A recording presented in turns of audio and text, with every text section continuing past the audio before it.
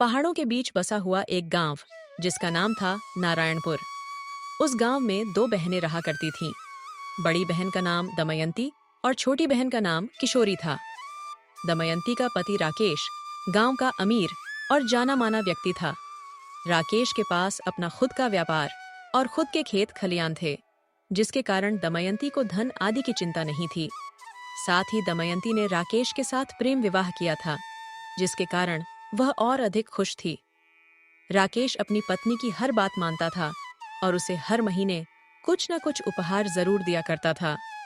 ऐसे ही आज भी राकेश ने दमयंती को एक सोने की अंगूठी उपहार में दी है।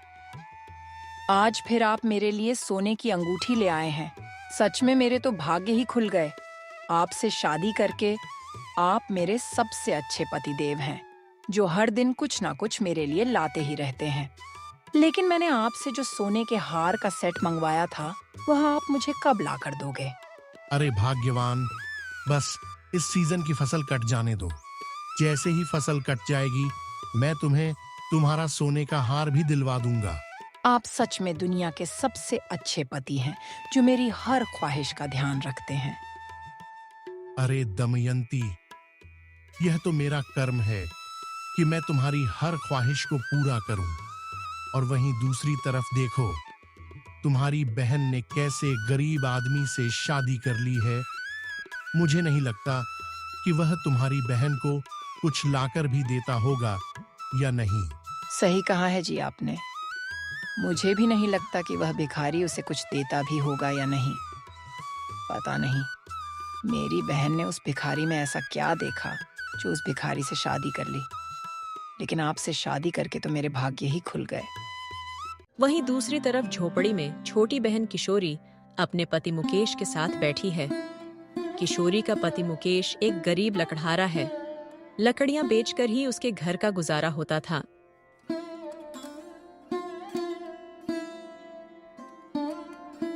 भाग्यवान, तुमने मुझसे शादी ही क्यों की? शादी के बाद मैं तुम्हारी एक भी इच्छा पूरी न कर पाया। कभी कभी तो मुझे खुद पर ही गुस्सा आता है कि मैं कैसा पति हूँ, जो अपनी पत्नी को खुश भी नहीं रख सकता। अजी, आप हर सुबह ऐसी फालतू की बातें क्यों करने लग जाते हो? मैंने आपसे पहले ही बोला था कि मुझे आपसे कुछ नहीं चाहिए। आपका दिल साफ है। आपके दिल में जो मेरे लिए प्यार है, मेरे लिए वही काफी है। लेकिन किशोरी, तुम्हारी बहन का पति हर महीने तुम्हारी बहन को कुछ न कुछ सोने के उपहार जरूर देता है। यह देखकर मेरे मन में भी इच्छा होती है कि मैं भी तुम्हें कुछ उपहार स्वरूप भेंट करूं। मेरे पतिदेव, मुझे और कुछ नहीं चाहिए। मुझे आप जैसे सरल मेहनती स्वभाव के पति मिल गए हैं।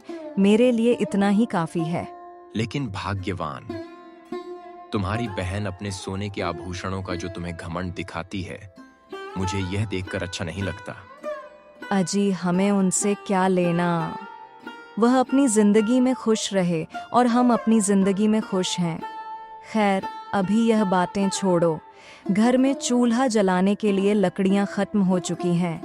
आप जंगल जाकर कुछ लकड़ियां काट ले आइए। भाग्यवान, तुम्हारी जैसी समझदार पत्नी पाकर मैं तो धन्य हो गया हूँ। चलो ठीक है, मैं जंगल जाकर लकड़ियां काट ले आता हूँ। ऐसा बोलकर मुकेश अपनी कुल्हाड़ी उठाकर जंगल की ओर जाने लगता है।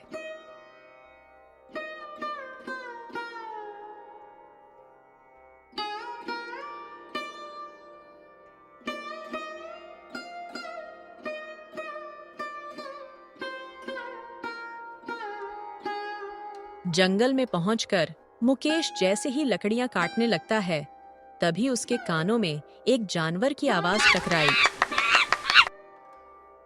हे भगवान, ये तो किसी जानवर के रोने की आवाज है। मुझे लगता है कोई जानवर किसी मुसीबत में फंसा हुआ है। लेकिन मेरे आसपास तो मुझे कोई जानवर दिखाई नहीं दे रहा। मुझे आगे जाकर देखना चाहिए कि मामला क्या है। ऐसा बोलकर मुकेश जंगल के अंदर जाने लगता है। आगे जाकर मुकेश देखता है कि यह रोने की आवाज एक बंदर की है, जो एक बड़े पेड़ के नीचे दबा हुआ है।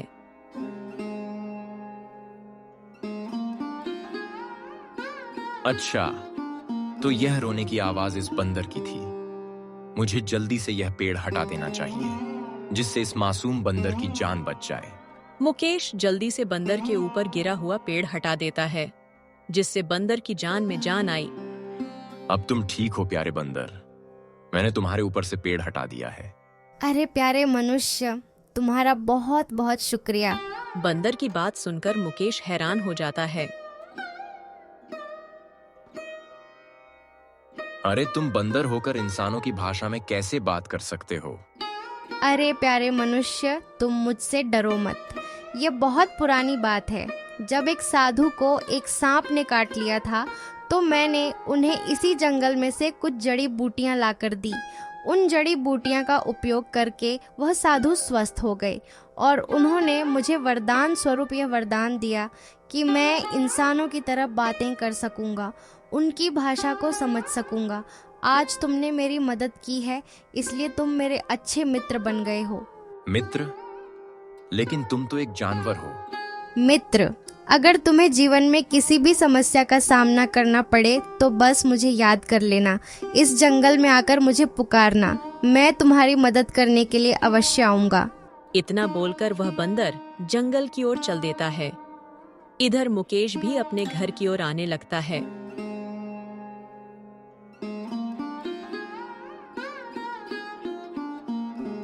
इधर मुकेश के घर पर किशोरी की बड़ी बहन दमयंती आती है।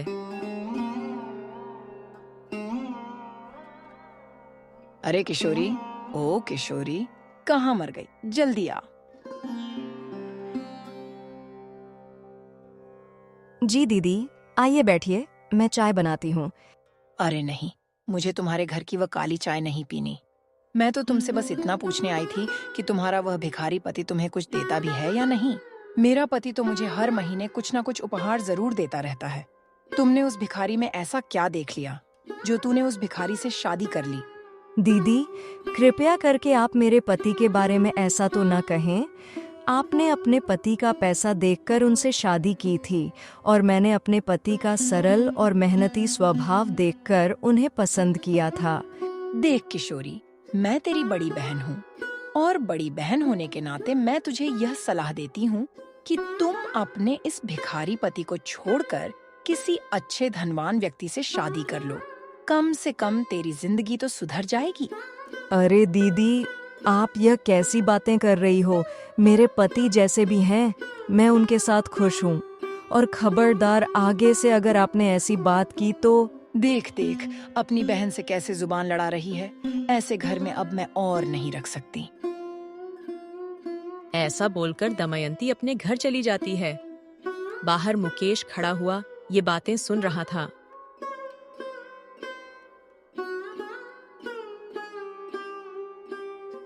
अरे भाग्यवान, तुम्हारी बहन यहाँ पर क्या करने आई थी?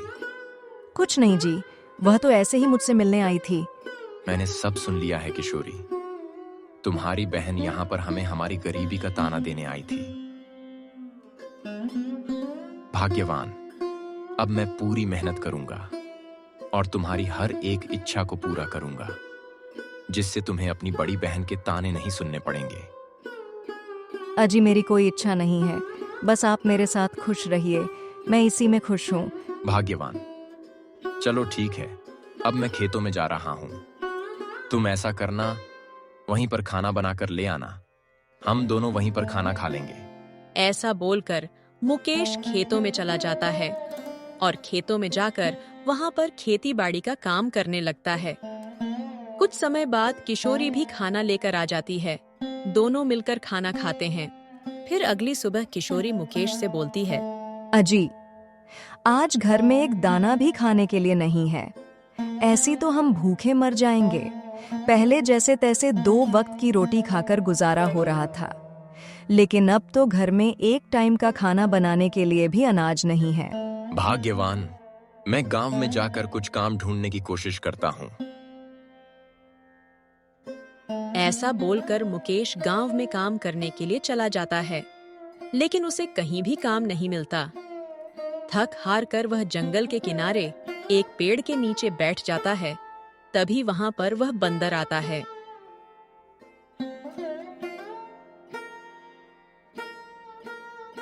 क्या हुआ मित्र?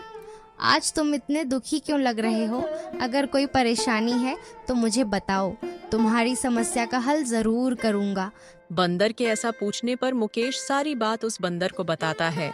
बस इतनी सी बात। देखो मित्र, प्रकृति का एक नियम है, जो प्रकृति की सहायता करता है फिर प्रकृति भी उसकी मदद करने के लिए तैयार रहती है।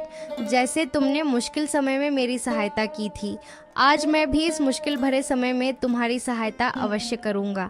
इस जंगल में एक राजा का छिपा हुआ धन रखा है, तुम कुछ समय रुको, मैं तुम्हारे लिए वह धन लेकर आता हूँ। बंदर से धन पाकर मुकेश प्रसन्न होता है और वह अपने लिए सुंदर सुंदर महल बनावता है। इसीलिए कहते हैं कि कर भला तो हो भला। दिसंबर की ठंड अपनी चरम सीमा पर आ चुकी थी, जिसके कारण गांव में कोहरा और धुंध पड़ने लगी। रामू और श्यामू दोनों खेतों में काम कर रहे होते हैं। तभी रामू श्यामू से बोलता है, श्यामू भैया, काम करते करते बहुत देर हो गई है, दोपहर हो चुकी है, आओ बैठकर रोटी खाते हैं।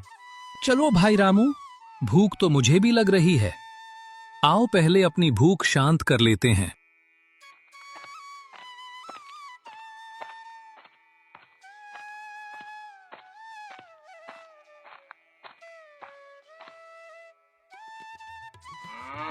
फिर रामू और श्यामू दोपहर का खाना खाने के लिए एक पेड़ के नीचे बैठ जाते हैं।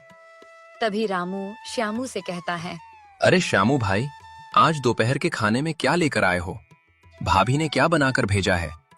रामू भाई, हमारी किस्मत में तो वही 2 सूखी रोटियां और आम का अचार है, और क्या होता। जैसे तैसे रामू और श्यामू वही सूखी रोटियां खाते हैं।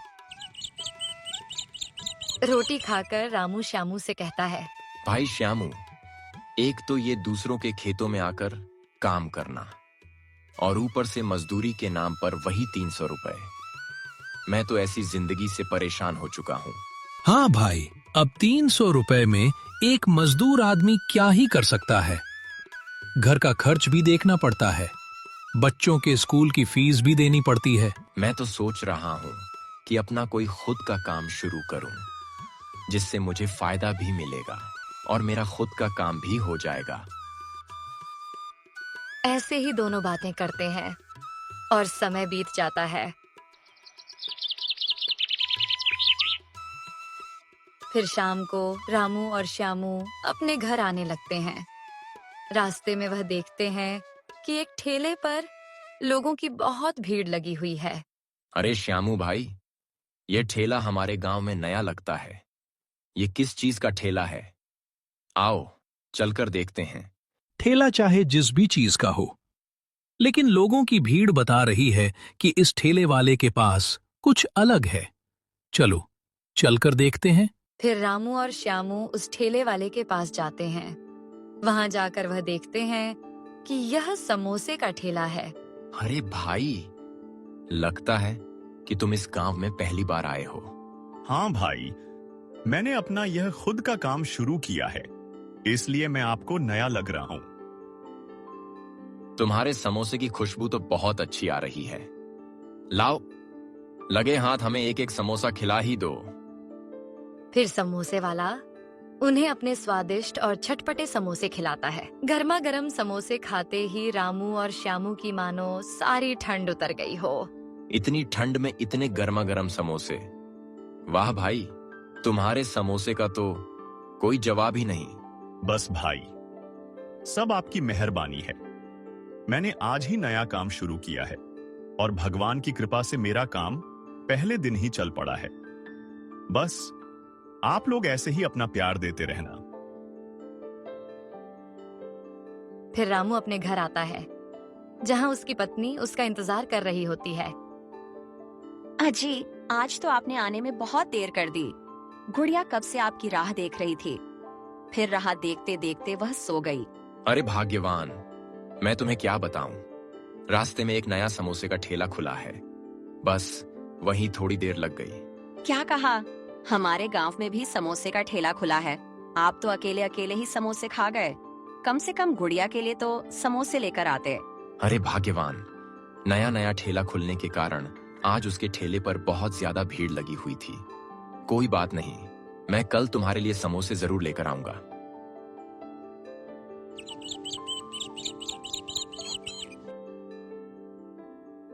फिर अगले दिन दिसंबर की कंपा देने वाली ठंड पड़ रही थी। चारों ओर ठंडी हवाएं और धुंध छा रही थी। अच्छा ठीक है भाग्यवान, अब मैं काम पर चलता हूँ। अपना और गुड़िया का ध्यान रखना।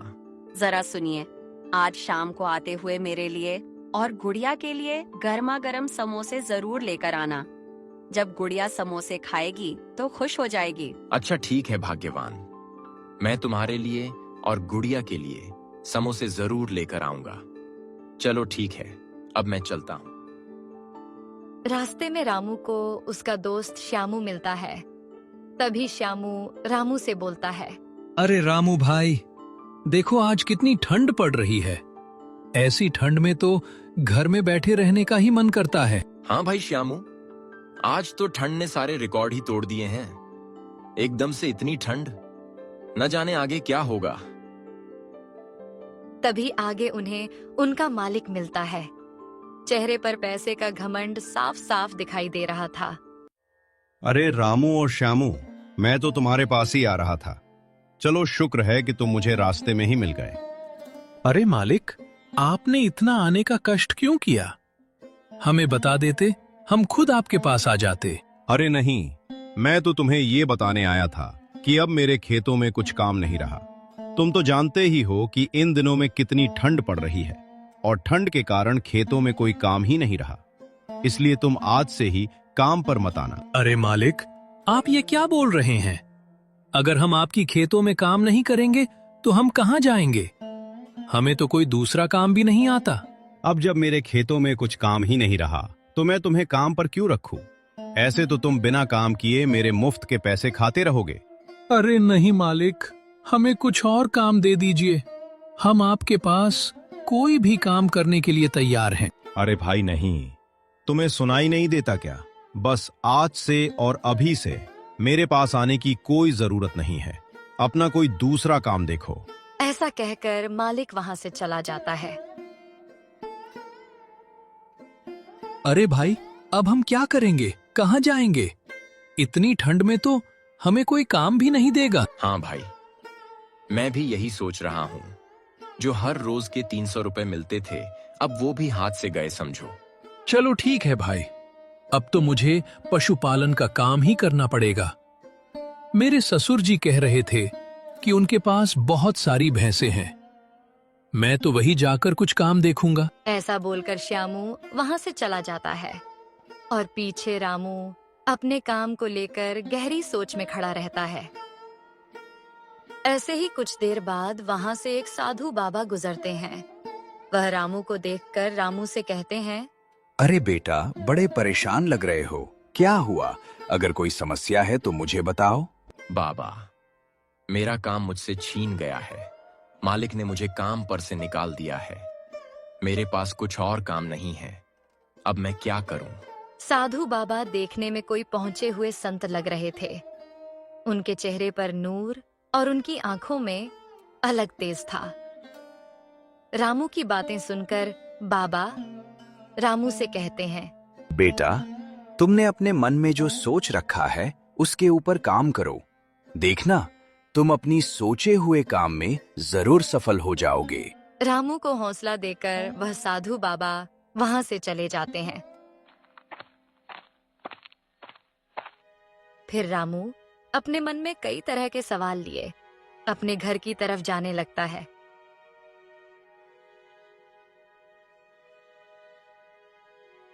रास्ते में उसे वही समोसे वाला दिखाई देता है। समोसे के ठेले पर भीड़ को न देखकर रामू वहां जाता है। अरे भाई, क्या हुआ जो आज तुम्हारे समोसे के ठेले पर भीड़ नहीं दिखाई दे रही है? बस क्या बताऊं भाई, कल मैंने 10 रुपए का एक समोसा बेचा था। आज मैंने एक समोसे का रेट 20 रुपए कर दिया है। बस मेरी इसी बात से लोगों ने मेरे समोसे खाने बंद कर दिए हैं। अगर मैं 10 के रेट में समोसे बेचूंगा तो मैं तो घाटे में चला जाऊंगा ना। लेकिन भाई, गांव में इतने महंगे समोसे कौन खरीदेगा? ये गांव के लोग इतने महंगे समोसे नहीं खरीद सकते।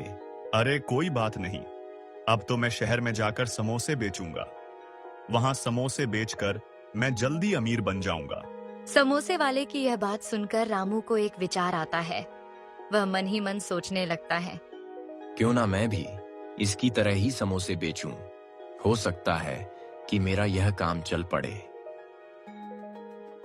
फिर रामू वहां से सीधा बाजार में चला जाता है। बाजार जाकर वह 5 किलो आलू खरीदता है और अपने घर आ जाता है।